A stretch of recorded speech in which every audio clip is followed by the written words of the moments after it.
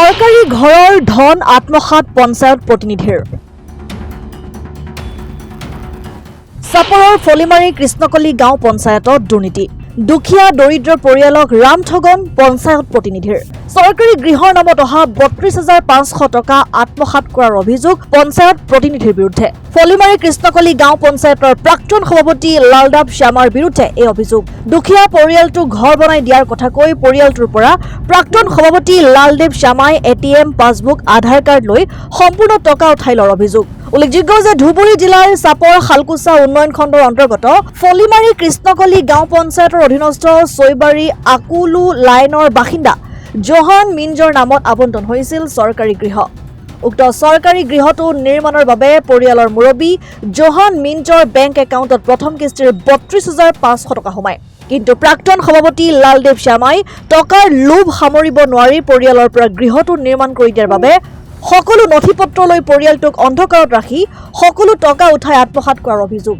প্ৰায় ২ বছৰ ধৰি পৰিয়ালটোক কোনো ধৰণৰ গৃহ নিৰ্মাণ নকৰাত অৱশেষত চাপৰ আৰক্ষীৰ কাষ চাপে আৰু ঘটনা সন্দৰ্ভত প্ৰাক্তন সভাপতি লালদেৱ শ্যামাৰ বিৰুদ্ধে চাপৰ আৰক্ষী থানাত এজাহাৰ দাখিল কৰে ভুক্তভোগীয়ে ঘটনাটা হল কি আমার ঘর পাওয়া আছিল সেই ঘরখান আমি পাওয়া নাই কোনটা পঞ্চায়েত ফলিমারি কৃষ্ণকালী কৃষ্ণকালী পঞ্চায়েত মানে এটিএমটা আর পাসবুক আর মানে আধার কার্ডটা ওই নিয়ে গেছে কাই নিছে লালদেব কিয় নিছে ওই কবা লাগছে কি আমি যে পয়সাটা ওলাং আর ঘরটা বানাই বানাই দিম ক'ত বনাই ঘরটা তো এলাউড নাই হয় হুম?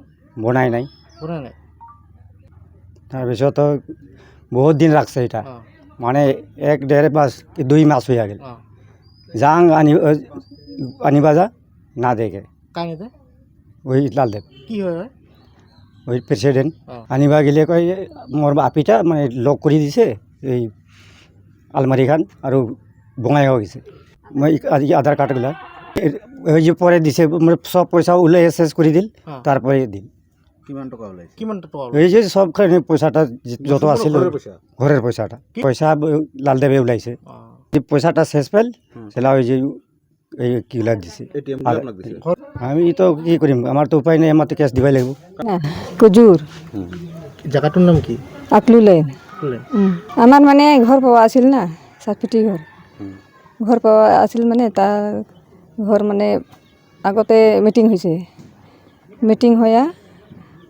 কলনীতে ঘৰ হ'ব কয়া কি কৰিছে মুকলি কৰিছে ছিঙি আহিছিল মুকলি কৰিয়া তাৰপৰে আৰও একবাৰ হাঁকুয়া হইল আৰও একবাৰ হাঁকিয়া গেছে আমাৰ মহাজনটা গেছে যাইয়া মুকলি কৰছে মুকলি কৰিয়া তাৰপিছত আহিছে ঘৰ আহিয়া পিছত এতিয়া তো হৈ গেল লাগিলে নিচে মানে কি পাছবুকটা নিছে আৰু এটিএমটা নিছে এটিএম নিছে আৰু বুকটা নিছে নিয়া মানে মোৰ আগতে দেওয়া হল মানে 3,000 টাকা জমা দিছিলে না আমি ওইটা ওলাবার কারণে ও কয়া মানে ওলাই আনছি 3,000 টাকা তাৰপিছত আৰু ওই এটিএমটা নিয়া কি ঘৰ আহি কয়া ওই পয়সাটা তুলে নিছে এটিএম দিয়া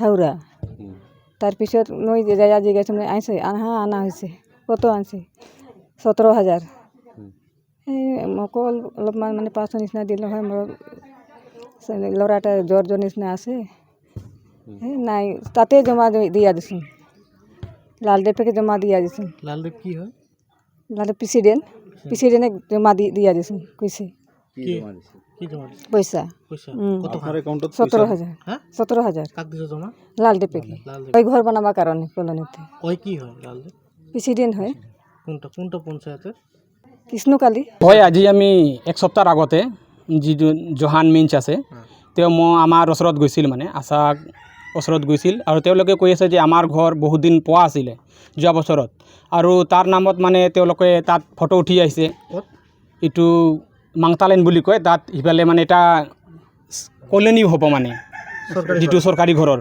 তো তাত মানে জেগাটো দেখাই পেলাই তাত ফটো উঠাইছে তাৰপিছত ফটো উঠাই পেলাই পিছত পইচাবিলাক ঢুকিছে বোলে তাৰপিছত ঢুকাৰ পিছত তেওঁলোকে যে বেংক একাউণ্ট এটিএম আৰু যিমান আধাৰ কাৰ্ডবিলাক আছে তেওঁলোকে মানে লৈ গৈছে কোনে লৈ গৈছে লালদেৱ আৰু মেম্বাৰ দুজন মিলি মানে লৈ গৈছে। লালদেৱ কি হয়?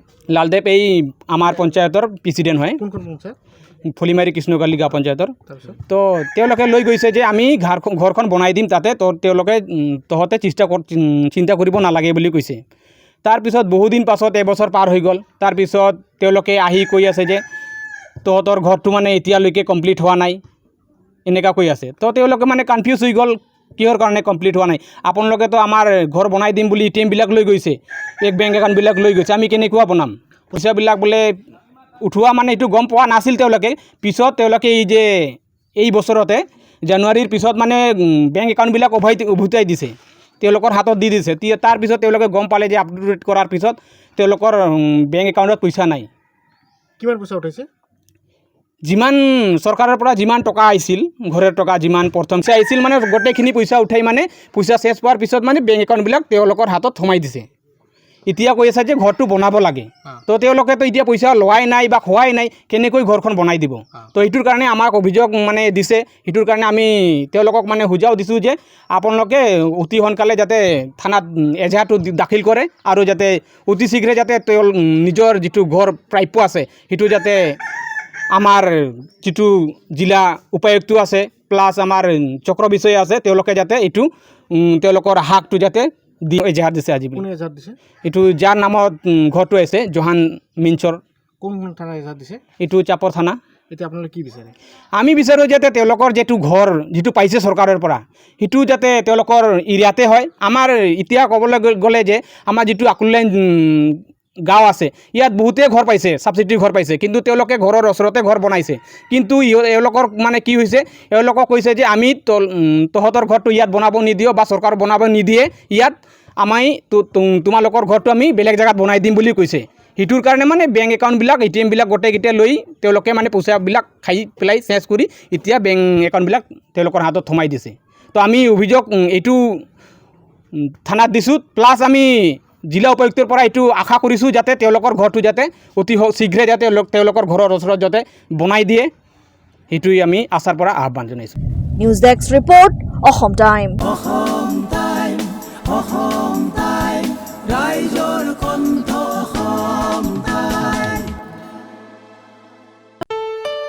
ঘৰত আনন্দ আৰু সম্পৰ্কৰ চমক বজাই ৰাখিবলৈ জৰুৰী হৈছে সকলো আনন্দময় মুহূৰ্তত মৰমৰ উপহাৰ দিয়াটো। সেইবাবে মধুশ্ৰী জুৱেলাৰ্ছে আনিছে সকলো ৰঙীন ক্ষণৰ বাবে বিশেষ গহনা। হীৰাৰে হওক, সোণৰে হওক বা ৰূপৰে হওক, শ্ৰেষ্ঠ ডিজাইনছ আৰু হলমাৰ্কযুক্ত গহনাই ৰাখে সম্পৰ্কক নিখুঁত। তেনেহ'লে আজিয়ে আনক আনন্দ মধুশ্ৰী জুৱেলাৰ্ছৰ সৈতে। যোগাযোগ কৰক 7002800341 নাইবা ভিজিট কৰক LNB ৰোড, নলবাৰী, অসম।